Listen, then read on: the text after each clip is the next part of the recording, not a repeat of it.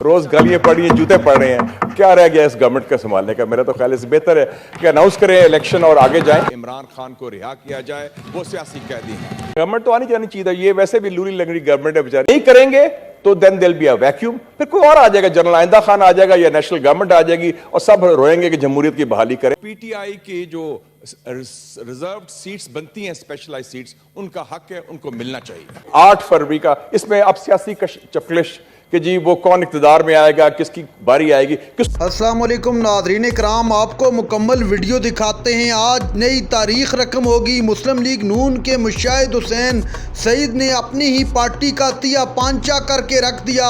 شہباز شریف منہ دیکھتے رہ گئے, کبھی ادھر دیکھیں کبھی ادھر. مشاہد حسین نے کھل کر بات کر دی کہ عمران خان کو رہا کیا جائے. آپ الیکشن ہار چکے ہیں, پوری قوم تھوک رہی ہے, ہم باہر تک نہیں نکل سکتے. آپ یہ ویڈیو دیکھیے, پھر اس پر ڈیٹیل میں بات کرتے ہیں. اور آپ نے سینٹ کا وقار بلند کیا ہے آج کہ آپ نے ایک جو ممبر ہے اعجاز چودھری صاحب جو جیل میں ہے, اس کا پروڈکشن آرڈر ایشو کیا. We are proud of your contribution sir. یہ اور میں یاد ہے کہ ہماری بھی یہی کوشش رہتی ہے ایز ممبر آف پارلیمنٹ کہ ایشوز جو آئیں اس میں کلمہ حق کہیں. شاید لوگوں کو یاد ہوگا مشرف صاحب باوردی صدر تھے. 30 اکتوبر 2004 کو اسی ہال میں میں نے اس کو بھی کہا تھا کہ 3 سیاسی قیدی ہیں, ان کو رہا کیا جائے. اس میں نے آصف زرداری کا نام لیا تھا, یوسف رضا گیلانی کا اور جاوید ہاشمی کا.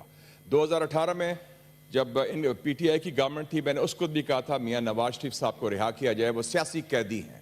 اور اب بھی میں نے سب سے پہلے ڈیمانڈ کیا ہے کہ عمران خان کو رہا کیا جائے, وہ سیاسی قیدی ہیں. And it should be across the board. بلکہ میں تو سمجھتا ہوں کہ ایک نیا چیپٹر آ گیا ہے 8 فروری کے بعد, اور اس نئے چیپٹر میں we need a healing touch, دستے شفا, اور سب کو ساتھ شامل کریں اور ایک جنرل ایمنسٹی دیں.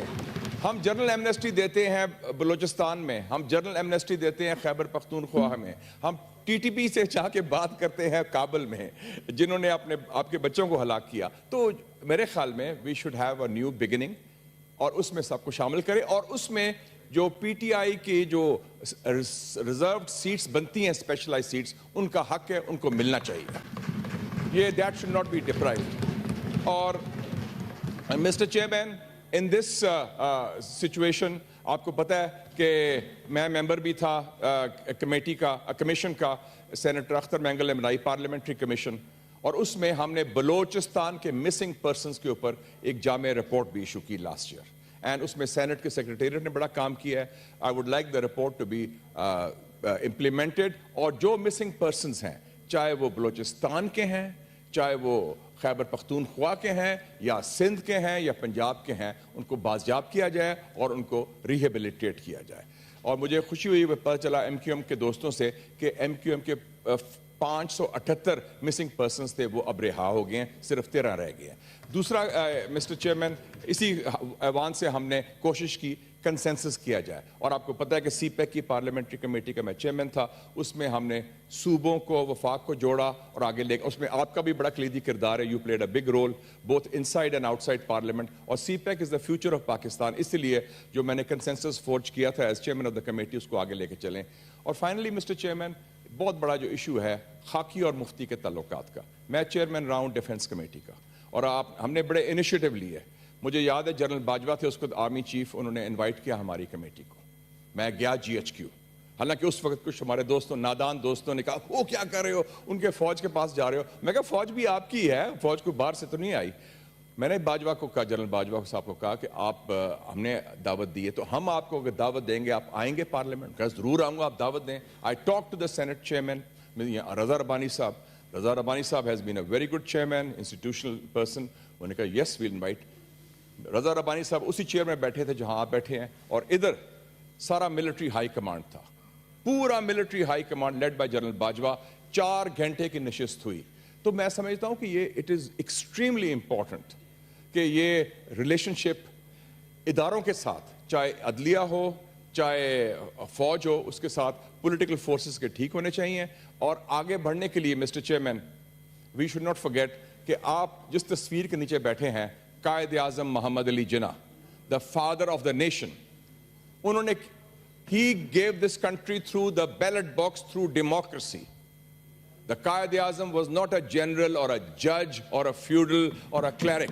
He was a politician, a lawyer who came to power and support with the support of the Muslimans of India through a political party, the All India Muslim League. तो ballot उन्होंने क्या कहा था कायद-ए-आज़म ने?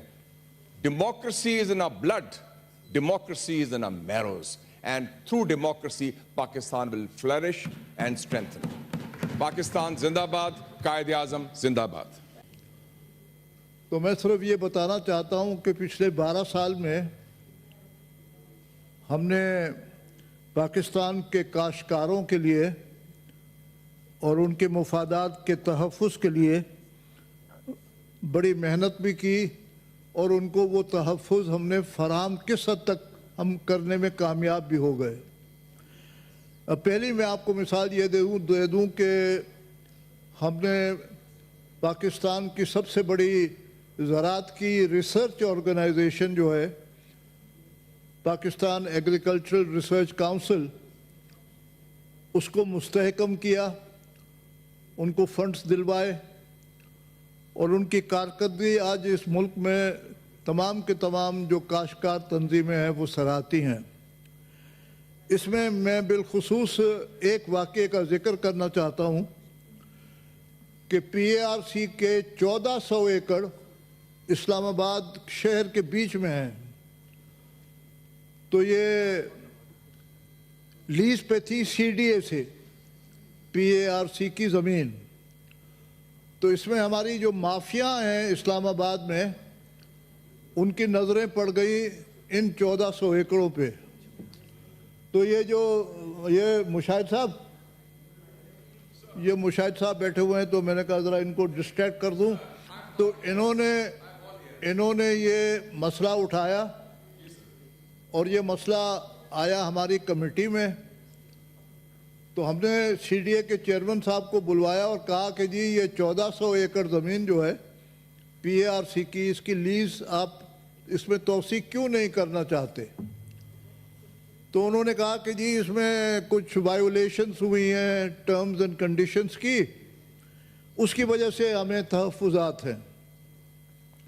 तो मैंने कहा जी 5 साल के अरसे में जितनी भी लीज़ेस हुई। नाज़रीन कराम, आपने वीडियो देखी। सेनेटर मुशाहिद हुसैन सईद ने आज कौम के सामने सारा सच रख दिया और ऐसे सबूत सामने ले आए कि पूरी कौम हैरान रह गई। मुशाहिद हुसैन सईद ने कहा कि जो रिज़र्व सीटें हैं उस पर तहरीक इंसाफ का हक़ है और कोई भी हक़ उनसे छीन नहीं सकता, लिहाजा सबको होश के नाखन लेते हुए ये नशिस्तें उनके हवाले करनी चाहिए। इतनी सख्त तकरीर के नून लीग के लिए वहाँ बैठना मुश्किल हो गया।